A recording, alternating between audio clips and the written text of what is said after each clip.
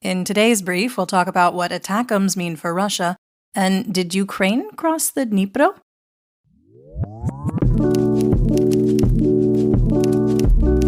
I'm Linnea, and today is Thursday, October 19th, 2023.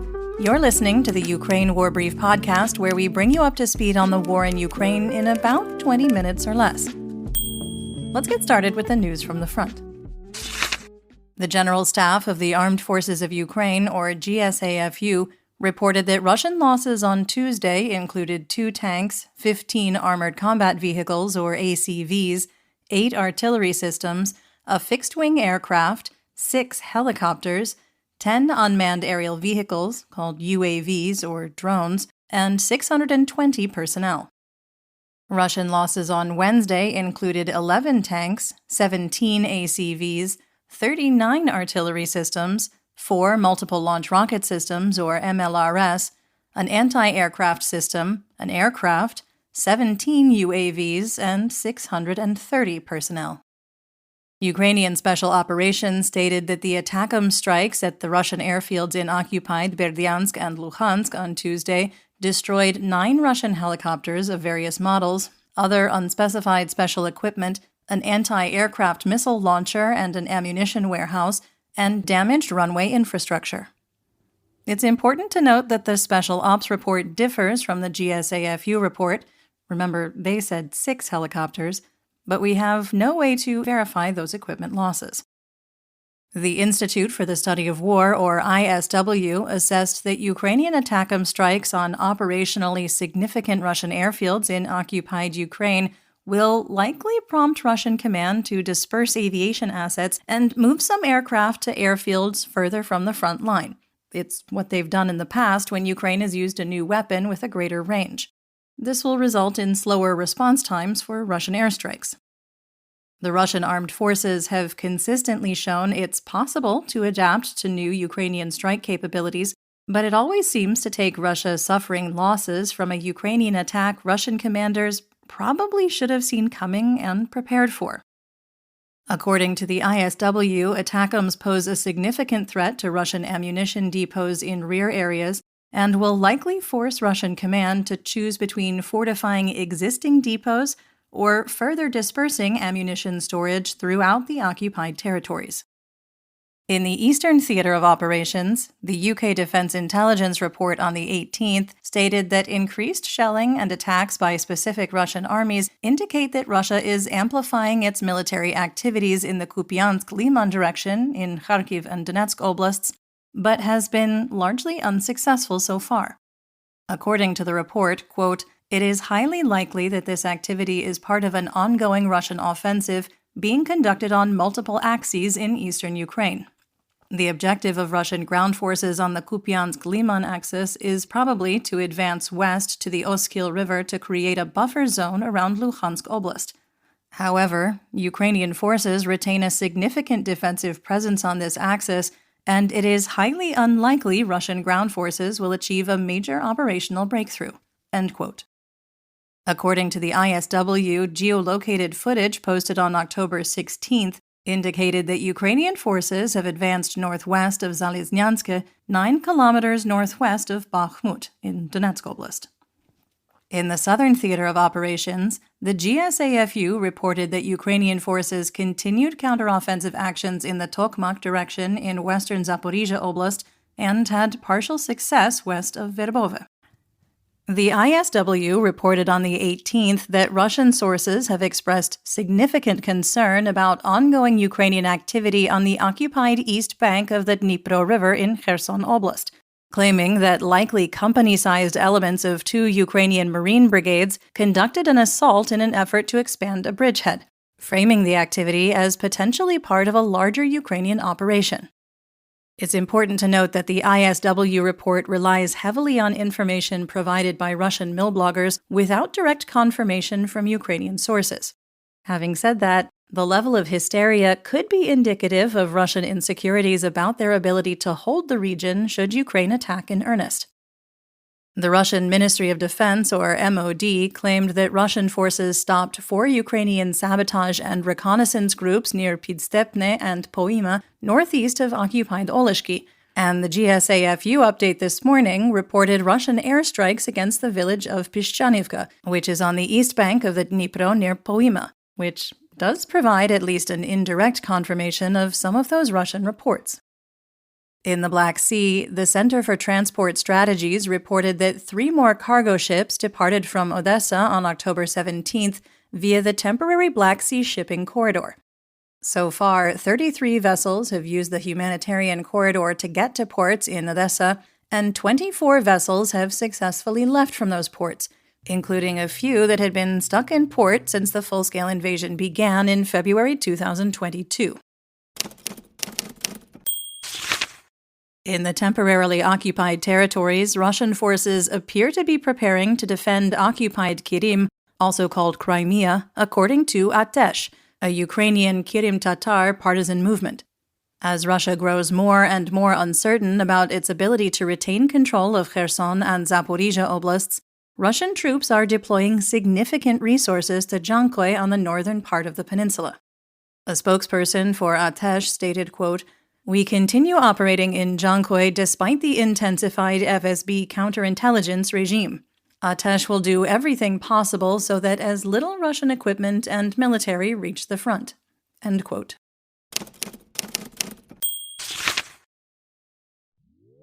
If you're enjoying the episode, please rate us and leave a review on whatever podcast platform you're listening on. If you have any questions, comments, or concerns, please feel free to reach out to us via email at social@borlingon.media. That's BORLINGON.media.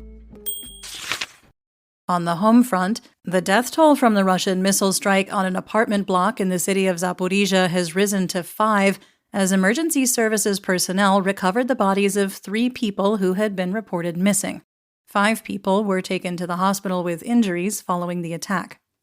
Photos and video posted by police show significant damage to the building, with a gaping hole spanning multiple floors.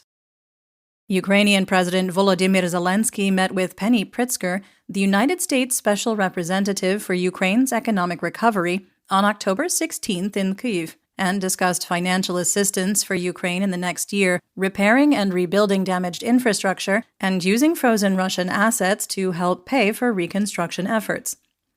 President Zelensky encouraged U.S. businesses to invest in Ukraine and specifically to help rebuild energy infrastructure damaged in targeted Russian attacks.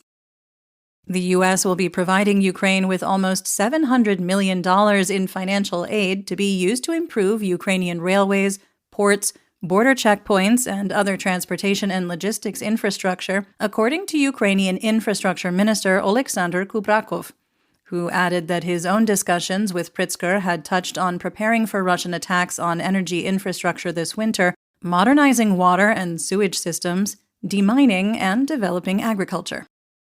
The Verkhovna Rada, Ukraine's parliament, passed a bill on Tuesday increasing the period of time so-called politically exposed persons, or PEPs, are subject to financial monitoring. Yaroslav Zhelnyak, a lawmaker with the Holos Party, reported that, quote, "Instead of 3 years after leaving office, top officials will effectively have lifelong PEP status," end quote. He noted that the bill also, quote, "increases the responsibility of primary financial monitoring entities, like banks, for unjustified denial of services to customers," end quote, and meets International Monetary Fund or IMF standards for anti-money laundering and counter-terrorism financing. According to the Ukrainian MOD, the number of women serving in the Ukrainian armed forces has increased by 40% since 2021, with almost 43,000 women currently in the service. Prior to the full-scale invasion, women's roles within the AFU were limited, and they primarily served as medical specialists, accountants, clerks, cooks, and signalmen. Those restrictions have since been lifted, and the age limit for signing a military service contract has now risen from age 40 to age 60, which is the existing age restriction for men. In news worldwide, the Slovak parties Smer SD, Hlas, and the Slovak National Party, or SNS, signed a coalition agreement on Monday. Smer SD leader Robert Fico campaigned on pro-Russian messages and vowed to end Slovakia's military support for Ukraine, though he has stated that he supports humanitarian aid for Ukraine and assistance with reconstruction. President Zelensky spoke with Canadian Prime Minister Justin Trudeau this week, reporting on social media that the two discussed the implementation of agreements reached during Zelensky's visit to Canada last month. According to Zelensky's post, discussion mostly centered on the development of Ukrainian hydro generation and the completion of the Holodomor Genocide Museum in Kyiv. Holodomor was a man-made famine in 1932 and 1933, perpetrated by the Soviet government against the people of Soviet-occupied Ukraine that led to the deaths of millions of people from starvation. We visited the completed portion of the museum and memorial when we were in Kyiv, and learning about the incredible scope of loss was heartbreaking. Zelensky also had a phone call with South African President Cyril Ramaphosa to address grain exports and the 10-point peace plan. According to Zelensky, quote, "We stressed the importance of maintaining the export of Ukrainian grain as it is critical for global food security. It is very important that South Africa supports the Ukrainian peace formula and is ready to participate in the next round of negotiations on its implementation. It is equally important that relations between Ukraine and South Africa are significantly building up." End quote.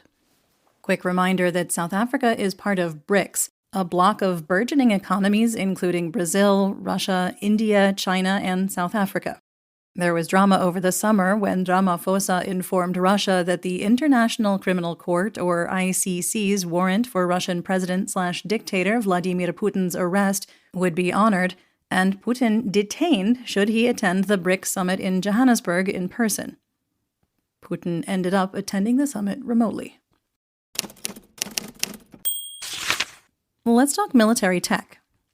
The Ukrainian MOD announced that it has officially adopted the Leopard 2A6, Leopard 2A5, and Leopard 1A5 main battle tanks as standard for service in the armed forces of Ukraine, stating, quote, "By adopting these tanks, we declare our long-term intention to have modern and high-tech weapons." End quote. The Lithuanian armed forces are now working in collaboration with the German defense industry to repair in Lithuania Leopard tanks damaged in combat in Ukraine. Once restored, the vehicles will be sent back to Ukraine for use at the front. According to the Lithuanian MOD, Lithuania has already repaired and returned to service German-provided PZH-2000 self-propelled howitzers damaged in action in Ukraine and trained a group of 18 Ukrainian mechanics how to repair howitzers in the field. Howitzers lose technical capabilities with intense use, so the ability to repair them under battlefield conditions is critical for the Ukrainian armed forces.